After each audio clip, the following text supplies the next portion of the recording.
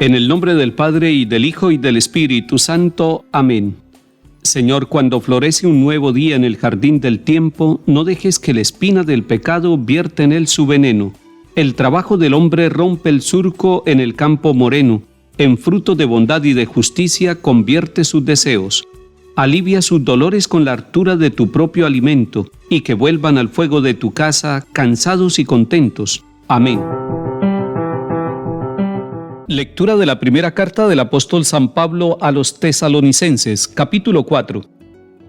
Hermanos, no queremos que ignoren la suerte de los difuntos, para que no se aflijan como los hombres sin esperanza.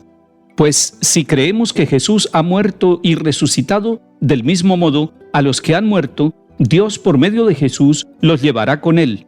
Esto es lo que les decimos como palabra del Señor. Nosotros, los que vivimos y quedamos para cuando venga el Señor, no aventajaremos a los difuntos, pues Él mismo, el Señor, cuando se dé la orden, a la voz del arcángel y al son de la trompeta divina, descenderá del cielo, y los muertos en Cristo resucitarán en primer lugar. Después nosotros, los que aún vivimos, seremos arrebatados con ellos en la nube, al encuentro del Señor en el aire, y así estaremos siempre con el Señor. Consuélense, pues, mutuamente con estas palabras. Palabra de Dios. Te alabamos, Señor.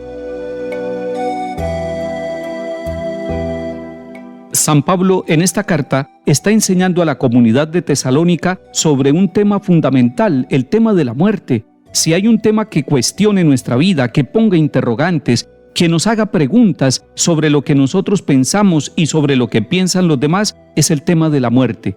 Pero no debemos buscar respuesta en muchos puntos, debemos buscar la respuesta en lo que nos enseña el magisterio de la Iglesia, en el catecismo de la Iglesia, pero busquemos también la respuesta en la misma palabra de Dios.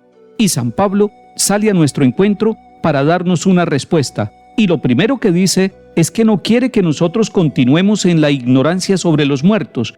Está hablando de una ignorancia que tienen muchas personas sobre los difuntos, sobre los familiares. ¿Qué pasará con ellos? ¿A dónde van los muertos? ¿De qué se trata el final de nuestra vida? ¿Qué irá a pasar con nosotros después de muertos? ¿Y qué pasará con nuestros familiares y con todos aquellos que han vivido y ya murieron, aquellos que ya probaron la muerte? Tenemos que mirar al Señor y tenemos que mirar la palabra que San Pablo nos da. Y San Pablo nos dice, no se aflijan como los hombres sin esperanza. El primer punto para acercarnos al tema de la muerte es la esperanza.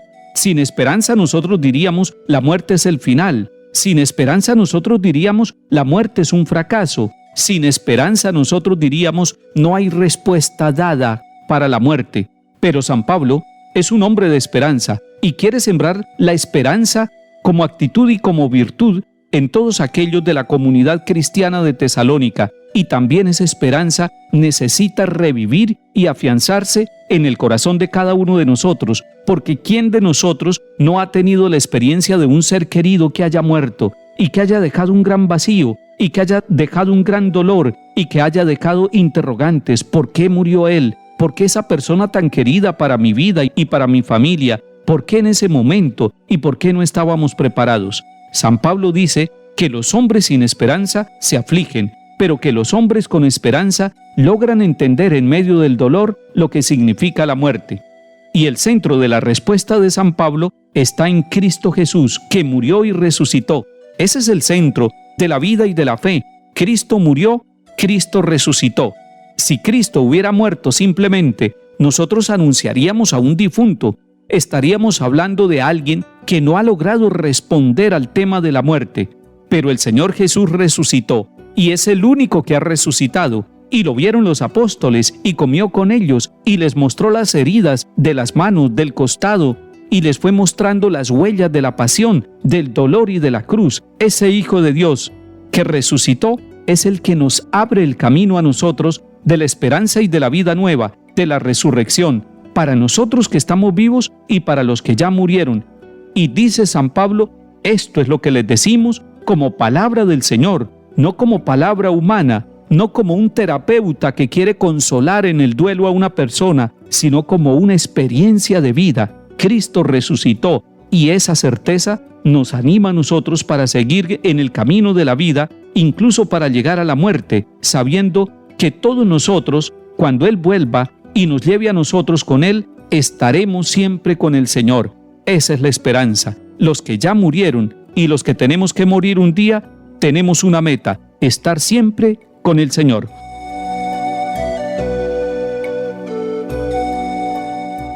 Salmo 95.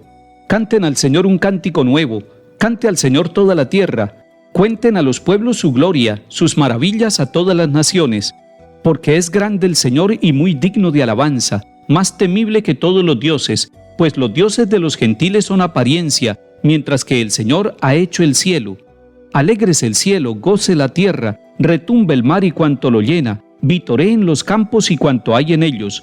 Aclamen los árboles del bosque, delante del Señor que ya llega a regir la tierra, regirá el orbe con justicia y los pueblos con fidelidad.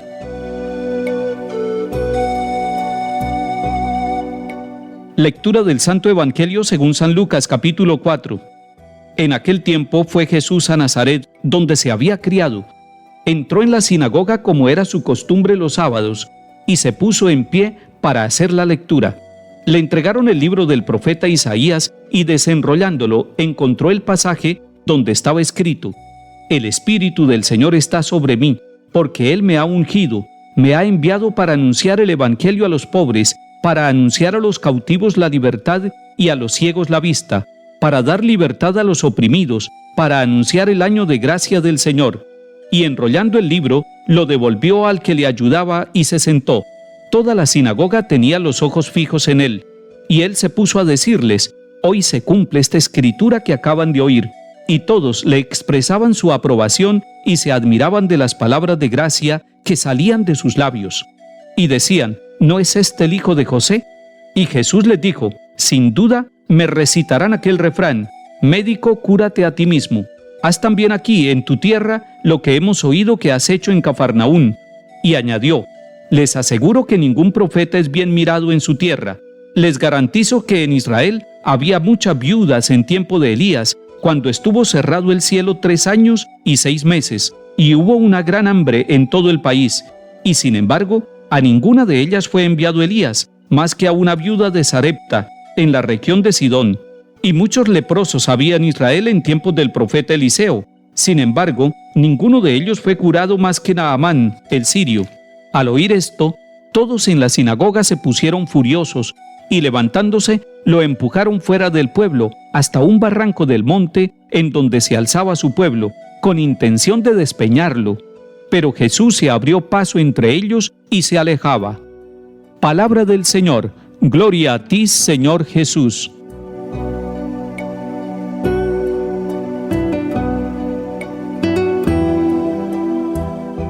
Es hermoso ver al Señor en su propia tierra, en la tierra donde fue criado, en Nazaret, y precisamente en la sinagoga un sábado.